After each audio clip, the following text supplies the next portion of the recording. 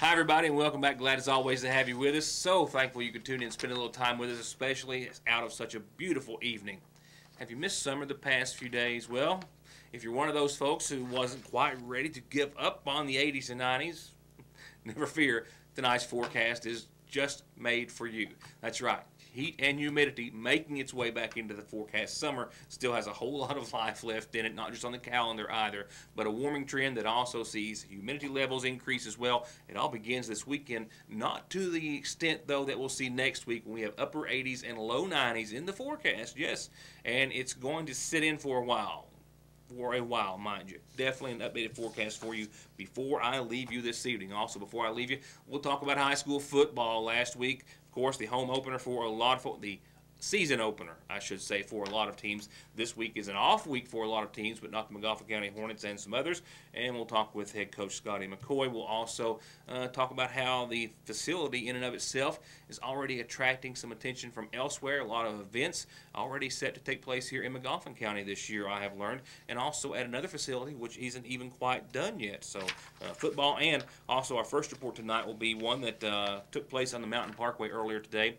That was where I found Casey County Court Clerk Casey Davis trekking across the state of Kentucky. He left Pikeville early this morning en route to Paducah, making some stops along the way. One tomorrow will be in Rowan County. All of this coming after the most recent development, but of course this all began back in the latter part of June, but most recently and just yesterday, the three-judge panel with the 6th U.S. Circuit Court of Appeals denying Rowan County Court Clerk Kim Davis's motion to stay an injunction ordering her at that time to begin issuing marriage licenses. However, this morning, that was not the case in her office. And for the third time, William Smith Jr. and James Yates were denied a marriage license. That third attempt happening earlier this morning when the couple entered the Rowan County Clerk's office, and they were advised by Davis's staff that it was her understanding that she has a motion of stay until August the 31st, something that the couple and supporters that were with him disagreed with. You're giving out marriage licenses now. You are aware there's a court order saying that you guys are supposed to be handing out licenses. There's a stay until the 31st. The stay is until something was told to the contrary, and it was the 6th already rejected the stay. And that was her motion to end the stay. So you're saying they're going by the fact that you all believe it's still the state's still in effect. The stay expires on the 31st. Okay. Soon after, Yates and Smith exited the clerk's office, citing their disappointment, saying that they truly believed that they were going to be granted a marriage license earlier today. But on the same note, there is also other signs of support for the couple and for Kim Davis and the other two county clerks across the state which are following similar actions. Casey Davis, he is the Casey County Court Clerk. He has been for about 5 years. And I caught up with him today on a bicycle as he was making his way through McGoffin County and down the Mountain Parkway towards West Liberty. He left Pike County early this morning. His final destination is Paducah. He told me standing alongside the road that since June the 26th, when the United States Supreme Court ruled that the law citing marriage was an act between one man and one woman was unconstitutional in all 50 states, that he too stopped issuing marriage licenses and is still not doing so in his office today. He says that citing his convictions and beliefs, he could not approve or issue marriage licenses for gay or lesbian couples and has thus stopped issuing them altogether. And that in the middle of the night, he received motivation and inspiration to ride across the state of Kentucky, raising support for his fellow county court clerk and for those of similar beliefs. And that's not been popular. However, it is the decision that I made, and I plan to stand by that decision.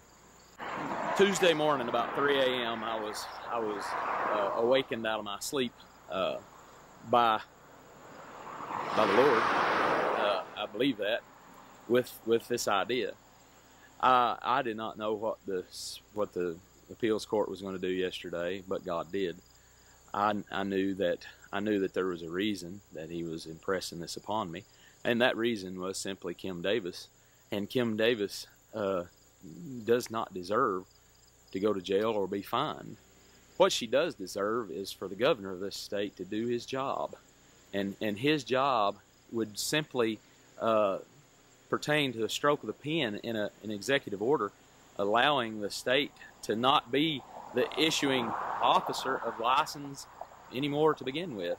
I've presented the idea. I think it's a good idea. I think it's an idea that can be done real simple, but the governor's been unwilling to do his job. He's over and over again told me that I needed to leave my personal beliefs aside or do the honorable thing and quit. I think he needs to leave his personal beliefs aside. I think he needs to do the honorable thing and help Kim Davis do his job and help Kim Davis, help her be treated fairly. She has done nothing wrong, and she has only tried to exercise her First Amendment rights. And I think House Bill 279 that was passed in 2013 gives leeway that the governor can use the law that's already in place to give her relief. He's just choosing not to do it, and I think that's unfair. So the purpose for us leaving Pikeville this morning, heading to Paducah, is to raise awareness of the injustice that's being exercised on Kim Davis. It's totally unfair. It's not right. This woman should not be fined. She should not go to jail. There is, and this is, it is. I am against same-sex marriage.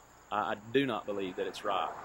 But this is about Kim Davis and about what is right, and it's completely an act of injustice to even threaten her with jail or with fines. Davis had plans of riding on into West Liberty tonight, and if not making it to Rowan County tonight, making it there tomorrow, to where he planned on stopping by Kim Davis's office.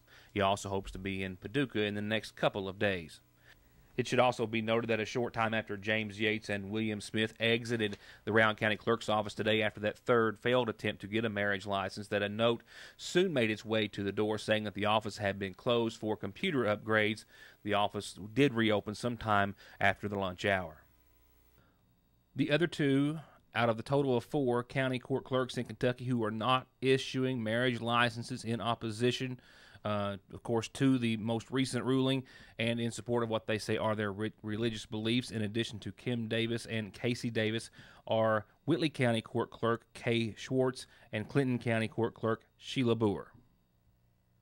To get high-speed internet on their state-of-the-art fiber optic network for all of your home and business solutions, or to watch TV without a contract on over 200 digital channels with superb quality, or stay connected with family and friends with 24/7 telephone service you can always depend on, contact Foothills Broadband today. Or just click on their link to the right to find out how they're working to provide the latest in communications at affordable prices with exceptional service at Foothills Broadband. I think we have coverage of a couple of auto accidents, one most recently happening just a short time ago in McGoffin County. I think that might be making its way into the newsroom. While I'll check for that, and while we still have a great deal of football to discuss in just a few moments, let me go on over right now and speed on over to our community calendar, brought to you by McGoffin Farm Bureau. And tonight's, as most often is the case, and I so love it when it does, starts off with a birthday wish. Now, this one, I think, is a belated birthday. Her birthday was Wednesday the 26th. So, yes, she is now 6 years and 1 day old. And to Maya, I hope it's Maya or Mia, I think I got it right, Rain Bailey, with a whole lot of love from Mom and Dad, Lindsay and Logan, and a whole lot of family and friends. She's now 6 + 1 day, that is. Happy, happy, happy birthday to you.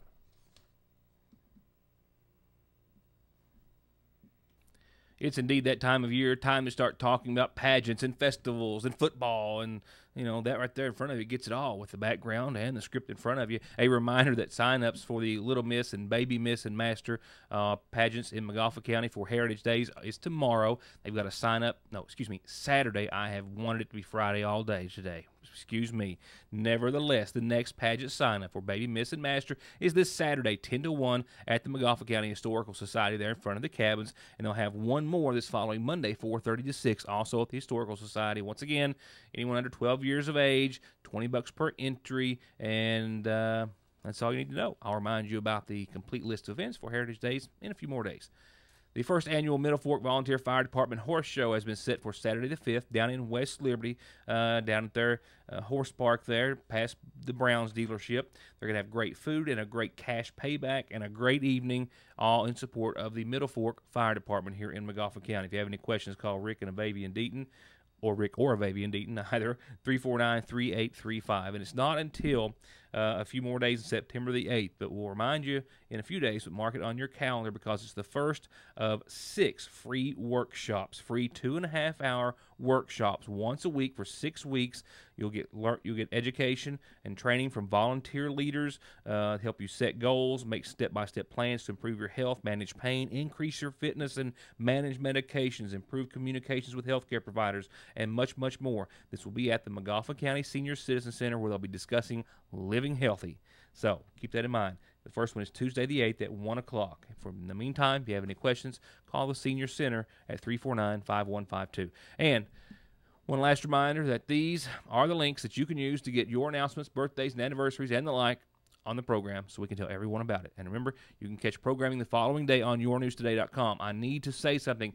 I have not uploaded Monday, Tuesday, and Wednesday's show until in a few moments. I will, but that was in an effort to make sure that anyone who wanted to view the library board meeting and that other program concerning the Sayersville First Baptist Church before it got bumped off. So if you've been checking, and I know a few of you have, that's the reason for that. I will have those up. I'll go ahead and put those on tonight, and I expect that we hopefully will have some more information about maybe any progress being made in regards to saving the church or reaching some sort of a compromise. We'll start to question individuals again and find out if there has been anything happening on that front in the coming days. So with all of that said, here are a few more words from a few sponsors. I'll be right back. We'll talk about football, weather, and maybe more. To get high-speed internet on their state-of-the-art fiber optic network for all of your home and business solutions, or to watch TV without a contract on over 200 digital channels with superb quality, or stay connected with family and friends with 24/7 telephone service you can always depend on, contact Foothills Broadband today. Or just click on their link to the right to find out how they're working to provide the latest in communications at affordable prices with exceptional service at Foothills Broadband. I have a message from a viewer that I need to make mention of, as she has asked for our assistance. This comes from Diana Williams, and she tells me that on the 20th of August, which was 1 week ago today, she went for her yearly eye doctor exam, and it was rainy. It was not hot, just rainy, and she was in Dr. Manning's office for only about an hour or so. And she tells me via this message that someone came and took her dog out of her car. And this is not a case of where they were fearful for the dog's safety. The conditions did not, she says, dictate anything of a danger to the animal, as it was rainy and cool that day, but they actually stole her pet from her vehicle, and she's desperately wanting him back. Now, this is what it says. It says, please bring him back at the Connie Rice store on Route 40 near Oil Springs. He is a small dog with a lot of gray hair and black mixed. He's a puppy. He weighs about 6 or 7 pounds, maybe, a pretty brown tail, pretty face, long hair, long tan hair around his mouth, I believe, and a very sweet dog. All he does is want to play and share affection, and she's desperately asking if anyone has any information about the pet or anything of this nature to please give her a call. You can also call us here at the newsroom. We also know that in addition to saying that he was stolen from the parking lot there while she was in the eye doctor on the 20th, she has a number to call, and you can also relay any information to the Handy Mart here on Route 40 in McGoffin County. With a couple of phone numbers, 349-6042 and 349-1716. Now, I just got this message just literally a few moments ago, as you can probably tell by my reading through it. I'll try to find out more, but if any of that sparks any recollection with any of our viewers, please give her a call, or myself. Would certainly like to help her be reunited with her animal, which she says was literally just stolen right out of her vehicle 1 week ago today at Dr. Manning's office. With that, let's go ahead and fast forward on over to football, where last week was the season opener for a lot of teams. A lot of teams, though, not having their first kickoff until tomorrow night. For the McGoffin County Hornets, they had a rough way to go the first week, and in fact, it was a 44-0 rout at the hands of Leslie County, and they've got a big matchup and a whole lot of playoff games early on in the season, starting as soon as tomorrow night. Coach McCoy and I were of like minds. It's hard to believe it's football season already, but it is. The Hornets coming off a 7-5 year last year when, of course, they made it into the second rounds of the playoffs. They were the district champions as well, and they're hoping to carry that momentum on into this year and hoping to carry in some momentum, he says, that they've built up during the offseason. Taking all of that into some district games, and, of course, district games are playoff games. You have to win enough to make it into the postseason. The hard work is probably something that's carried over. I would say I averaged about 22 in the off season coming to weightlifting every day, and you know, they're taking that and they're running with it. They're ready for the season. I know we didn't have a very good showing last week, but they're eager to win. They're ready to go, and they're ready to get the season started. We got Estill County this week, first district game. It's very early in the year to have a district game, but that's how it worked after they had us in with Belfry and Lawrence County and those, and then they switched us after we petitioned. So I had to become everybody's open week. So the district teams, whatever open week they had is when I had to play them. So it happened that week 1, I got Estill County. It's a district game. After that, you know, in our district, we've got Knott County, Estill County, Breathitt County, Morgan County, and Powell County. So we're in a 6-team district. It's win 2 games or you don't get the playoffs. So it makes scheduling easy when you got 5 district games, but, you know, it's rough to get into the playoffs. And with the finishing touches being made as we spoke, we couldn't help but make mention of the new facility, which may be nearly 100% complete by kickoff tomorrow night. A lot of new blacktop up top and down the hill and around the field. And it's also a complex that is getting some attention from other areas. And in fact, it's already been confirmed that the 8th grade playoffs for our conference in football are going to be held here this year. We know that there are already other track and field events being scheduled from other schools, that the track itself is qualified and is up to spec for any state competition even, and that over at the other athletic complex for the baseball and softball fields, the district tournament is going to be held here in McGoffin County at that facility next year. It's beautiful. I mean, as you can see, you know, they're laying the blacktop today.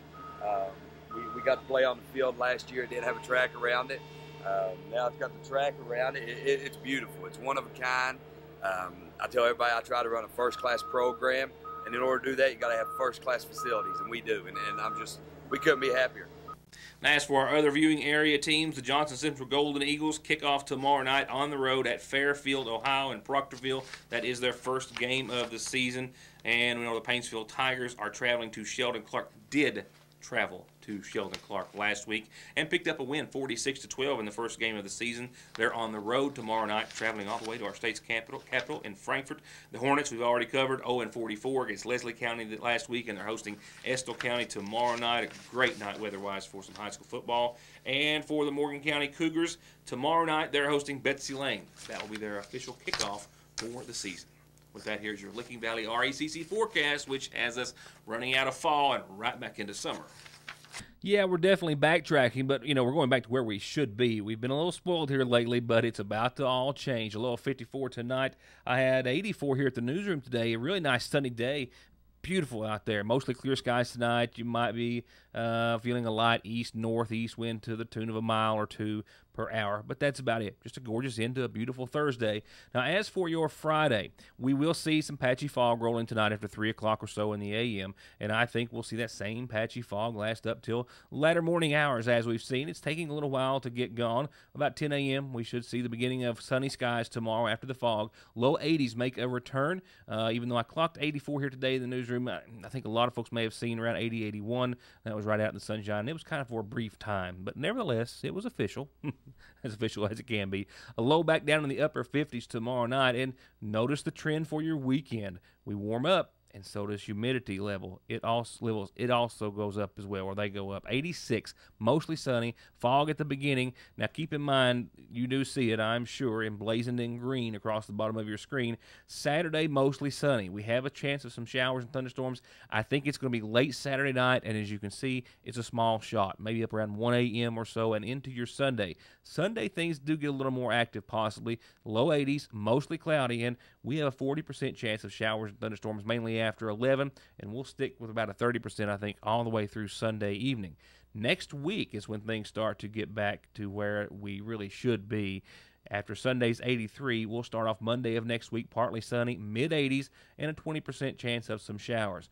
Monday's 85 is followed by Tuesday's 87, Wednesday's 88, Thursday's 87, and don't be surprised if those estimates don't climb just a bit more. And all that will be accompanied by some higher humidity levels that will make it feel closer to the 90s, if not a little bit more.